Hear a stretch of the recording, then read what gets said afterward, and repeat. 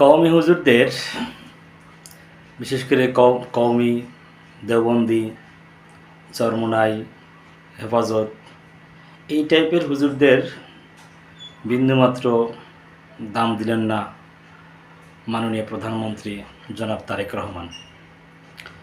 আপনারা জানেন, নতুন করে 4 জন মন্ত্রী পরিষদে নিয়োগ দিয়েছে।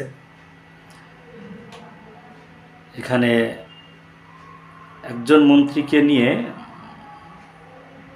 খুব আলোচনা সমালোচনা আলোড়ন তৈরি হয়েছে। জনাব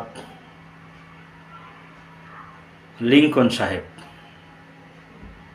ইনি গাইবান্ধা 4 আসন গোবিন্দগঞ্জ থেকে নির্বাচিত জাতীয় সংসদের সম্মানিত সদস্য।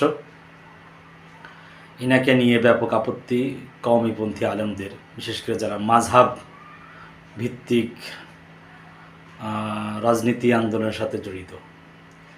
এদের কড়া বিরোধিতা সত্ত্বেও এরা অলরেডি আমরা দেখেছি, যাতে এই লিংকন সাহেবকে মন্ত্রিত্ব না দেওয়া হয়, বিশেষ করে ধর্ম প্রতিমন্ত্রী না বানানো হয়, এটা নিয়ে তাদের কড়া বিরোধিতা ছিল। কিন্তু মাননীয় প্রধানমন্ত্রী বিষয়টি কেয়ার করেন নাই।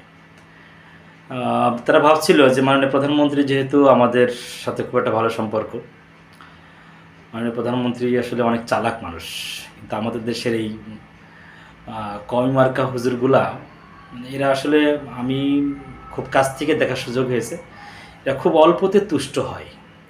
এদেরকে মোটামুটি হালকা কিছু দিলেই আপনি যাই বলেন না কেন, আবার ওরা ফিট।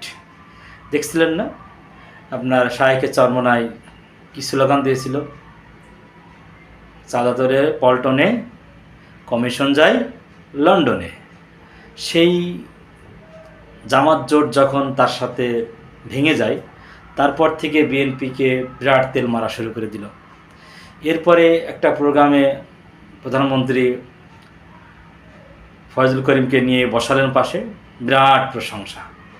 এই টাইপের চিন্তা ভাবনা তাদের।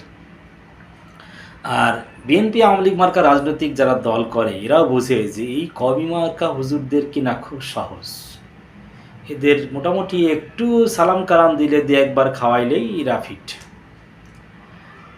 এখন প্রশ্ন হচ্ছে, লিংকন সাহেবের বিরোধিতারা কেন করে? লিংকন সাহেব কিন্তু বড় মাপের একজন আলেম। বর্তমান যিনি ধর্মমন্ত্রী মোফাজ্জল হোসেন কায়কোবাদ, ইনি খুব বেশি শিক্ষিত মানুষ না, আমার জানা মতে তিনি এসএসসি পাস, শুধু লম্বা দাঁড়িয়ে আছে। এবং ওনার দাদা ছিল দেওবন্দিপন্থী আলেম, দাদা কি বাবা।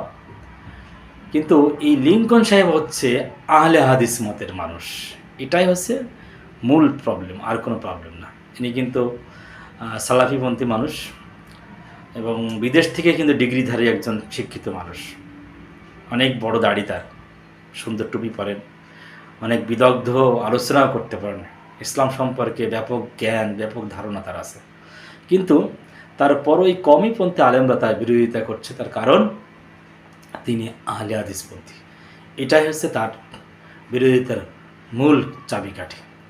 এটা অবশ্যই আমাদের মাননীয় প্রধানমন্ত্রী এটা আমলে নেন নাই। কওমিপন্থী, বিশেষ করে হেফাজত, চরমোনাই, তারা খুব বড় মাপের একটা শক খেয়েছে। বিশেষ করে হেফাজত মনে করছিল, যেহেতু প্রধানমন্ত্রী আমাদের দরবারে এসছে, হাটাজারিতে গিয়েছিলেন আপনারা জানেন কিছুদিন আগে, সেখানে যাওয়ার পরে তাদের ভিতরে একটা আত্মবিশ্বাস তৈরি হয়েছিল যে হয়তো বা হেফাজতকে সরকার মূল্যায়ন করবে।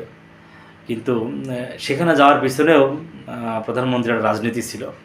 ওই যে বললাম না, আমাদের দেশের কওমিপন্থী আলেমগুলা ওরা একটু অল্পতে তুষ্টি হয়, ওরা একটু মোটামুটি একটু পাম টাম দিলে ওরা কাছে চলে আসে, যে কারণে ওদেরকে কাছে নিয়ে আসা খুব সহজ। এখন সর্বশেষ ব্যাপার হচ্ছে, ধর্ম প্রতিমন্ত্রী হিসাবে অলরেডি নিয়োগ পেয়েছেন শামীম ইসলাম লিংকন সাহেব, অভিনন্দন।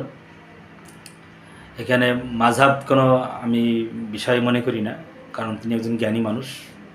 থাকতে পারে রাজনৈতিক মতভিন্নতা, এই সংসদে অনেক এমপি আছেন, অনেক মন্ত্রী আছেন যারা জিনাকার, তাদের সম্পর্কে কিন্তু আমাদের ওই হুজুরদের কোনো বক্তব্য নাই। এটা অত্যন্ত দুঃখজনক, অত্যন্ত দুঃখজনক। জেনাকার, তার সম্পর্কে তো কোনো বিবৃতি দেখি না আপনাদের।